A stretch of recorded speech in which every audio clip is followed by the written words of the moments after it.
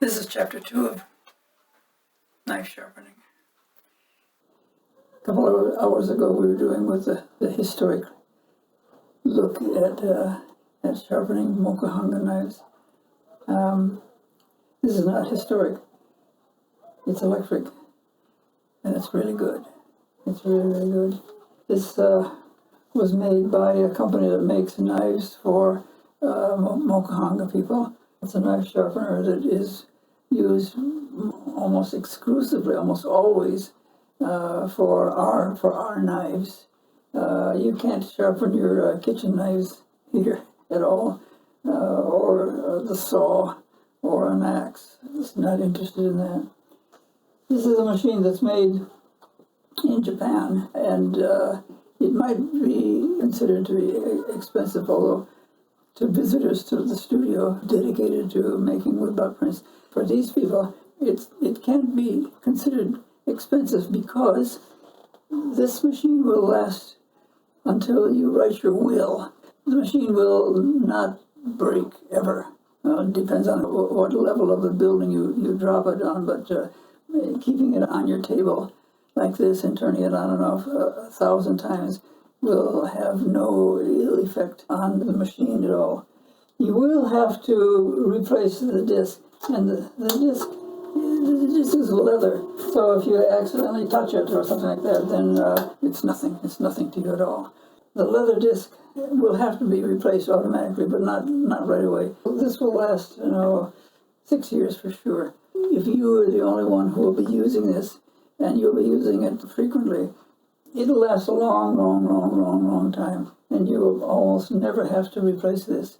If you're a teacher, however, and some of your students come in and they see the rotation like this, but they don't think what to do with it, and they put their knife on like this, and the knife flies away. And this has happened in the college where I taught. It flies away. Fortunately, there was nobody standing there, or it would be more dangerous.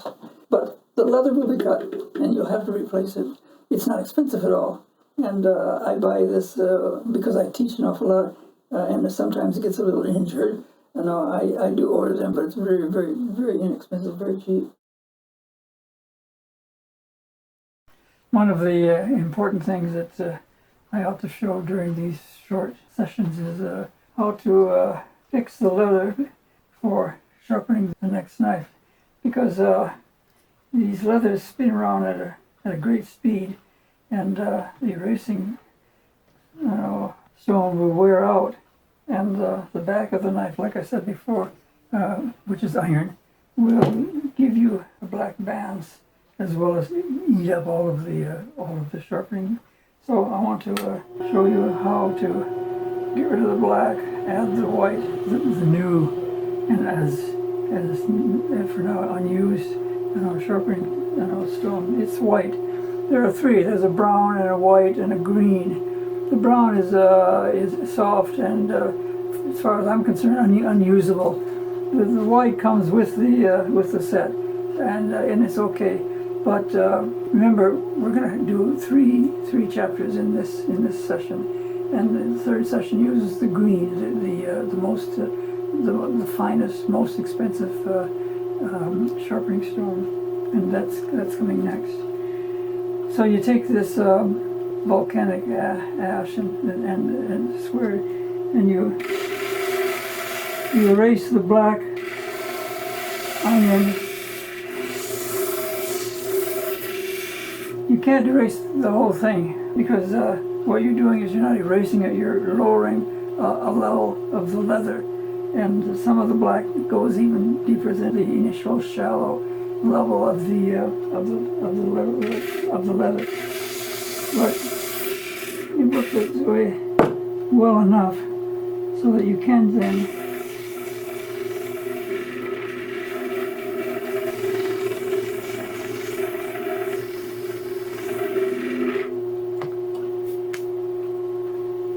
let's sharpen the Kyoto knife. This is also a design knife that originated from this studio, and it's the same length and the same width as the traditional one, but it's thinner this way, it's sharper this way, and it's more beautiful this way. Because the traditional Kento knife, which I can show you later maybe, is this blade all the way down to here. And since you use this only like once a week or less, this length is nothing but a waste of metal, unless you can leave this in your will again for the next 10 generations. Every knife, like I said before, is sharpened on the back side, this whole white side. That's getting rid of the iron, and then getting down finally to the steel. And the iron keeps the steel quiet enough that it doesn't split or it doesn't crack. So like with everything, the white side of the blade is what you sharpen. And like I said before, this and all knives are perfectly parallel with the sharpening unit. And so, since my eyes are a little weak, I come down like this to sharpen them, to sharpen the knives, not the eyes.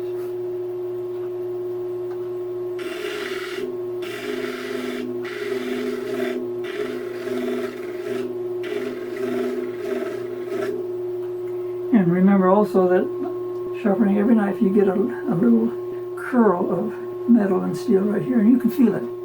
You can feel this. So you just go twice at the most, and it's gone. I don't know if I showed it to you before, but when you want to know that your knife is sharp, it's not still in need of being sharpened, you hold a knife like this, and you expose your thumbnail, and at about this angle, not this angle and not this angle, but about 45 degrees, and very, very lightly, you touch your nail. And if your nail is unsharpened, it's still round, it'll slide off like this. You're not hurting yourself at all. You're not going like that. But if you go like this and the knife doesn't move at all, that means it's sharpened. You can now continue carving. But do be careful with this. More or less, that's it. If you're a teacher and you have lots of students, you're going to be needing this thing every day, because the students, until they become semi-professional, they're gonna sharpen this way and this way and this way and this way, and they're gonna make this as black as they shouldn't. And like I said before, it's only about 2 or 3 knives that you sharpen one after the other before it gets black enough, and that means that there's no sharpening stone left, and you have to then erase the iron blackness and add the sharpening guide to this again. Any questions? Yes, there is one question. If you want to buy this for yourself, it's okay, you can do that. But if you want to buy it with some friends, or if you're a teacher in a class and you want to do that, you will need one other item that comes when you buy this, and that is these 3 sharpening die. And this is the middle one. This is the fine one, and this is the middle one. This is the fine degree, and this is the rough degree. And these are what you put. You take this nut off, and you put this on like this. And these are the ones that will help you repair a broken knife. Almost whatever you do, or what one of your students innocently and ignorantly does, however you break it, you can repair it. You can repair any knife. You have to know how, and it's not easy. But with these, and it's just spinning around, like this, it only takes. If someone cracked into this knife, the blade went like this, or like this. With this sharpening from the rough surface first, you go like this. I'm not going to do it. If somebody wants me to, I'll do it for a different event. You go like this until you reduce the surface so that crack has gone, and then you make the initial curve like this. There's no curve now. You're down almost to, depending on how far you have to get rid of this. It's quite a distance. It can be quite a distance. So then you go like that, and then you go like this to make the slant, and that comes fairly quickly. And then you do the second one, the middle one, and then you do the fine one, and then you get down to the leather and you sharpen it. And all of that will take maybe 10-15 minutes about 10 or 15 minutes.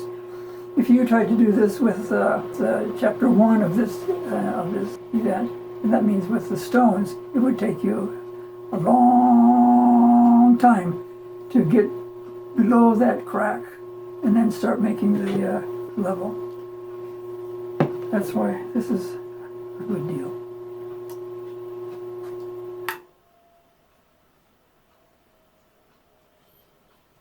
Thank you.